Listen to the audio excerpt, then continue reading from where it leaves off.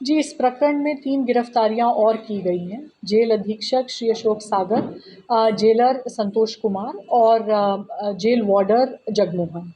और अभी तक की विवेचना में जो साक्ष्य पाए गए हैं उसके आधार पर इनकी एक स्पष्ट भूमिका सामने निकल के आई है और ये पाया गया है कि अब्बास अंसारी द्वारा इनको पैसे का प्रलोभन दिया जा रहा था, जिसके कारण इन्होंने अब्बास अंसारी को एवं उनकी पत्नी, उनके ड्राइवर को अनाधिकृत रूप से मिलने के लिए, अंदर फ़ोन्स ले जाने के लिए, अन्य अनाधिकृत गतिविधियों के लिए पूरी छूट दे रखी थी। और यह पाया गया है कि 7 फरवरी को आखिरी बार इनको 6 लाख रुपए दिए गए थे, जो कि कैंटीन कॉन्ट्रैक्टर नवनीत सचान के माध्यम से दिए गए थे, जिनको पूर्व में ही गिरफ्तार कर जेल भेजा जा चुका है। और जेल वार्डर जगमोहन ये पैसा नवनीत सचान से लेने के लिए गया था और उसने आके जेल अधीक्षक और जेलर को ये पैसा दिया गया।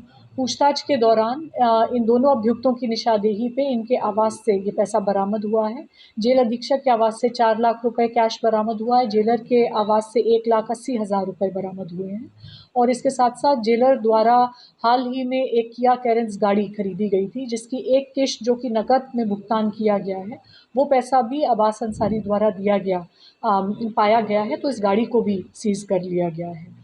इसके साथ-साथ जो जिस दिन आकस्मिक चेकिंग हुई थी 10 फरवरी को, जिसके आधार पे ये मुकदमा पंजीकृत हुआ था, उस दिन की जो कारागार की सीसीटीवी फुटेज है, उसके अवलोकन से भी ये पाया गया कि जब आकस्मिक निरीक्षण आरंभ हुआ, तो जेल अधीक्षक के इशारे पर जगमोहन, जो कि उस दिन बाहर गेट पर ड्यूटी कर रहा था, वो पुनः कारागार में एंटर हुआ और जिस कमरे में अब्बास अंसारी अपनी पत्नी से मिल रहे थे, वहाँ उसी के द्वारा उसे वहाँ से निकाला गया और बैरक की ओर लेके जाया गया। ये सारी चीज़ें सीसीटीवी में कैप्चर हुई हैं और अन्य कुछ स्वतंत्र गवाहों ने बयान दिए हैं। इन सभी के आधार पे इन तीनों को गिरफ्तार कर जेल भेज दिया गया। तीनों को कहाँ से गिरफ्तार किया गया है? इन तीनों को चित्रकूट से ही गिरफ्तार किया गया है। मैम, अभी तक टोटल कितने लोगों की गिरफ्तारी है?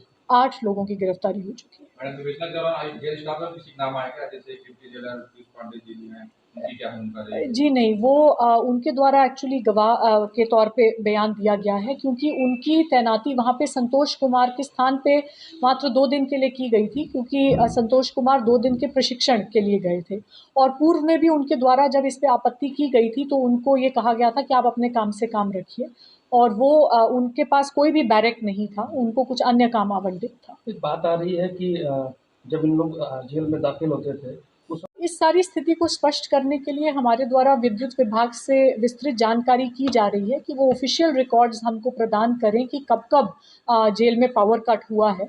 उसी के आधार से हम एक कोरिलेट कर सकेंगे कि जिन चीज़ों की सीसीटीवी फुटेज उपलब्ध नहीं हो रही है, तो वो पावर कट के कारण है या सीसीटीवी टैम्परिंग के कारण है। तो इसमें आने वाले दिनों में स्थिति और स्पष्ट होगी। जेल के अभी और भी किसी अधिकारी कर्मचारी से पूछताछ चल रही है? जी, अभी विवेचना प्रचलित है और इसके आधार पे आगे अगर किसी का नाम आएगा तो मीडिया से साझा कर दिया जाएगा।